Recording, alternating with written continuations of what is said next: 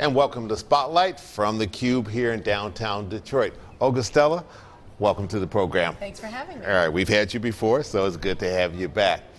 You've changed jobs since the last time we talked. I have. You were at the Detroit Economic Growth Corporation, and now you're at the Detroit Creative Corridor. I am. Yeah. DC3 is an organization that works to advance Detroit's creative economy, and we work with small businesses and designers. All right, and you've got one thing that's very interesting on your plate, which you're getting a lot of attention for, and it is called the Detroit City of Design Initiative. What is that? So Detroit City of Design is our call to action around the fact that Detroit was designated the first and only city in the United States as a UNESCO City of Design.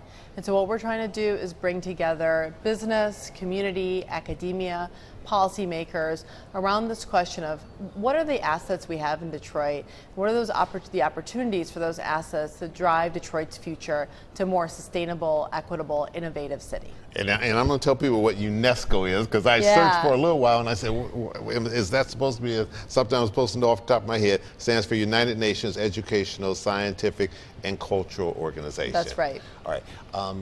1 out of 22, the only one in the U.S. What does that do for us? So it does two things for us. One, it elevates us to a global stage. To be selected as a UNESCO creative city, you go through an application process and you're judged by other cities around the world about whether or not you have the assets to really qualify. We have great access to these other 22 cities. In fact, one of my colleagues was just meeting with them at the annual Design Network subconvening. We'll be meeting with the whole network of other creative cities in the fall. And there's a lot of interest in learning about Detroit, and we can learn from them. So the first part is global recognition. The second part is local action. And so what we're starting to kick off and what we're going to use this year's Detroit Design Festival for is to bring all those local leaders together in business, community, academia, policy, really around this question of what is it that design can do to move our city forward. And so that's what we were kicking off recently. Does this get us more money, more grants, more jobs? Well, definitely more jobs if we play our cards right. It's when we look at the other cities of design, Montreal, Buenos Aires, Berlin, to name a few, they've had the designation for 8 to 10 years, and in each one of those you can see real economic progress where they were able to move the needle because they had a common goal, a common vision. And so I think the question for us is, what is our common vision about what the role is for design in our community? Is it about job creation through product development? Is it about changing the way our city and our community looks through urban design, architecture? And how it's viewed by outsiders, too. Exactly. And then one of the emerging fields is around user experience and user interaction and how we create systems that for people. Design is more than just the physical. We tend to focus on the physical. It's also about the systems and the way that people interact with systems. And so it could be a lot of different things, but at the end of the day, we're an economic development organization, so this is ultimately about jobs for us, jobs and impact. What we're hoping to do is really create a platform that a lot of people and their initiatives can plug in.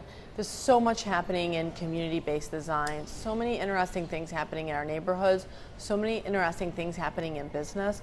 I want to be able to create a place around this mantra of Detroit City of Design where people can bring those projects and lend them to what it means to be a city of design. Okay, we need to take a break. When we come back, I want to talk about, you've got a major event coming up in September that ties right into all the things that you just talked about. We'll be right back with Olga Stella.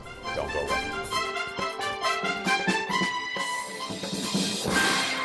Stella, one of our guests today on Spotlight. You have something called the Detroit Design Festival, September 22nd through the 24th. What is that? So the Detroit Design Festival is our annual celebration of Detroit design.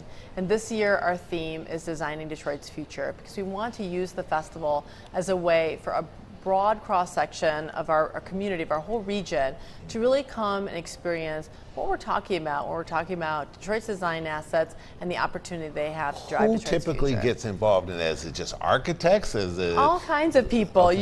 You would be surprised. So it's a great place for both people love food, artists, designers, so architects, people who make things, people who do design thinking.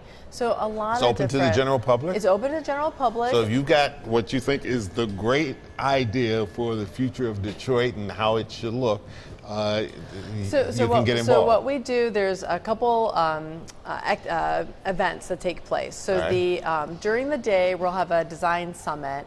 It'll be a ticketed event, and the idea behind the design summit is to really bring thought leaders in business, academia, community around this question of what is a city of design. Sure. In the evening on the 22nd, we have our annual Eastern Market After Dark, and over 30 studios in Eastern Market open up their doors. We program a number of design experiences under the sheds, and it is just murals in the market will be taking place at the same time, where they're painting 50 murals in Eastern Market.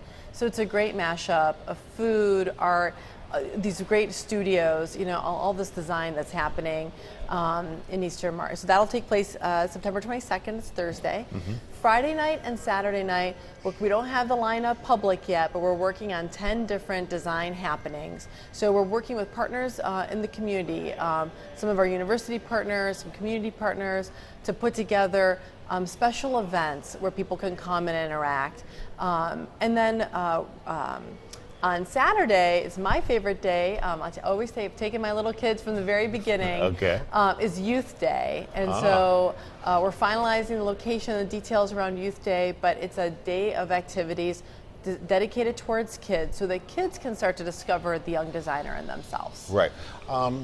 It would seem to me that part of the benefits of having this kind of recognition for the city of Detroit is to help dispel some of the stereotypes and myths that are all out there, particularly by those who don't live and work in this area, and they have this this view, rather antiquated view of Detroit and what Detroit truly represents. We have the great talent here already, and the world doesn't know about it. And so the Design Festival, our monthly Drinks by Design events, all these opportunities are really about elevating those local creative businesses, those designers, so people can see that. By being part of this network, we're going to be hosting delegations from around the world in increasing numbers. People have been coming to Detroit. This is not like, you know, no one's ever come to Detroit, but now they're coming because they're saying, well, if you got picked to be a city design, we're a city of design. What can I learn from you? Creates that competition. Absolutely, and also camaraderie. It's a very friendly exchange of ideas and best practices. Because you were telling me before we started recording that the other cities in North America, Montreal. Yes. And you said there's one in Mexico? Just in March, right when I came on board at DC3, we hosted a small group from Saint-Étienne, France, also a city of design. They're a small industrial town outside of Lyon, France, and they were just blown away by what's happening here. I think sometimes we get so caught up in our day-to-day. Our vision gets reduced to the length of our own nose sometimes. When someone new comes and is able to really see for the first time the things that we see every day, you start to appreciate them in a different light.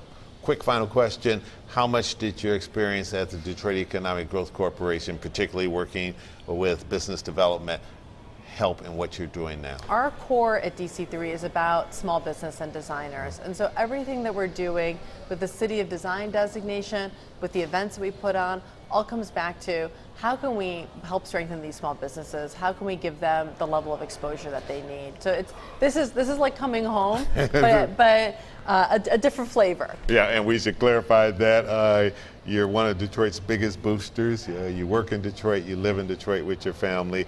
You have been for some time, and you're even moving from one location to another location. This is our home. So you've got strong roots there.